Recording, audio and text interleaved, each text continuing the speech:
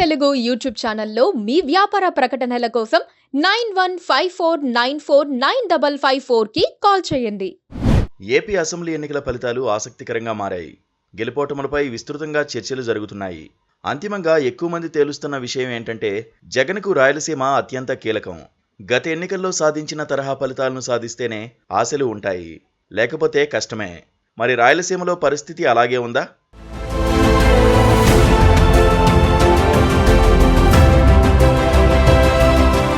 ఆంధ్రప్రదేశ్ అసెంబ్లీలో 175 స్థానాలు ఉన్నాయి. మెజారిటీ మార్కు సాధించడానికి 88 స్థానాల్లో విజయం సాధించాలి. రాయలసీమలో 52 అసెంబ్లీ స్థానాలు ఉన్నాయి.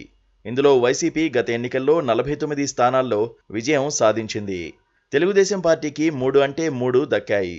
అదే సమయంలో వైసీపీకి ఉత్తరాంధ్ర, కోస్తాల్లోనూ మంచి ఫలితాలు వచ్చాయి. కానీ ఈసారి మాత్రం భిన్నమైన రాజకీయం కనిపిస్తోంది. విపక్షాలు కూటమిగా ఏర్పడడం, ప్రభుత్వ వ్యతిరేకత ఎక్కువగా ఉందన్న అభిప్రాయం గట్టిగా వినిపిస్తున్న సమయంలో శ్రీకాకుళం నుంచి నెల్లూరు వరకు వైఎస్ఆర్సీపీకి భారీగా నష్టం జరిగే అవకాశం ఉంది. రాయలసీమలో మొదటి నుంచి కాంగ్రెస్ తర్వాత వైసీపీకి బలం ఉంది. 2014లో జరిగిన ఎన్నికల్లో తెలుగుదేశం పార్టీ అధికారం కైవసం చేసుకున్నప్పటికీ రాయలసీమలో తక్కువ సీట్లే వచ్చాయి. ఉమ్మడి ఏపీలోనూ అదే పరిస్థితి.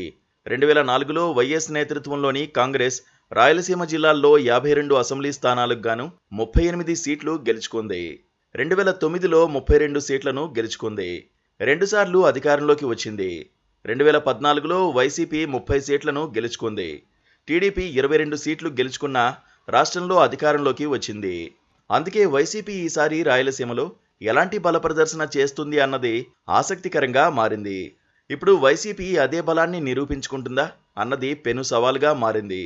ఎందుకంటే సొంత సోదరి షర్మిల టీపీసీసీ చీఫ్గా బాధ్యతలు చేపట్టి వీలైనంత బలమైన అభ్యర్థులను నిలబెట్టారు. మరోవైపు 5 ఏళ్ల పాలనలో రాయలసీమ అభివృద్ధిపై, సాగునీటి ప్రాజెక్టులపై ఏమాత్రం దృష్టి పెట్టలేదన్న అసంతృప్తి ప్రజల్లో ఉందని చెబుతున్నారు. రాజధానిని ఎక్కడో విశాఖకు తరలిస్తామని చెప్పడం కూడా మైనస్గా మారింది. అదే సమయంలో ల్యాండ్ టైటిల్ అంశాన్ని విపక్షాలు జనంలోకి బలంగా తీసుకువెళ్లాయి. ఇవే కాకుండా మిగతా అంశాలు కూటమికి మేలు చేస్తాయని కూటమి నాయకులు విశ్వసిస్తున్నారు. వైసీపీ సంక్షేమ పథకాలపైనే ఎక్కువగా ఆశలు పెట్టుకుంది. ఎంత వ్యతిరేకత పరిస్థితులు ఉన్నా, ఎన్ని సీట్లు కోల్పోతే అధికారానికి వైసీపీ అంత దూరంగా జరిగినట్లవుతుంది. టీడీపీ, జనసేన, బీజేపీ కూటమిగా ఏర్పడడం వల్ల రాయలసీమలో పెద్దగా ప్రభావం కనిపించకపోయినా ఉత్తరాంధ్ర నుంచి నెల్లూరు వరకు గట్టి సవాళ్లు వైసీపీకి ఎదురయ్యాయి.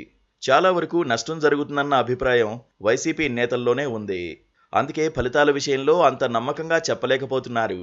కడపలోనూ ఈసారి గట్టి పోటీ ఉందని ప్రచారం జరుగుతున్న సమయంలో అధికారం నిలబెట్టుకుంటామని బెరుగ్గానే చెబుతున్నారు వైసీపీ నాయకులు. రాయలసీమలో అత్యధిక సీట్లు సాధించడం వైసీపీకి కీలకం. ఎన్ని సీట్లు మైనస్ అయితే ఆ పార్టీ అంతగా అధికారానికి దూరమయ్యే అవకాశం ఉంటుంది. ఈ కోణంలోనే తెలుగుదేశం పార్టీ రాయలసీమలో ఎంత బలపడితే అంత ఈజీగా అధికారంలోకి వస్తుంది. రెడ్డి సామాజిక వర్గం రాయలసీమలో ఒకే చోట ఉండడం వైసీపీకి ప్లస్ అవుతోంది. అయితే మిగిలిన చోట్ల అలాంటి ఓటు బ్యాంకు లేకపోవడం సమస్యగా మారుతోంది. ప్రజలు ఎలా ఆలోచించారో జూన్ 4వ తేదీన క్లారిటీ వస్తుంది.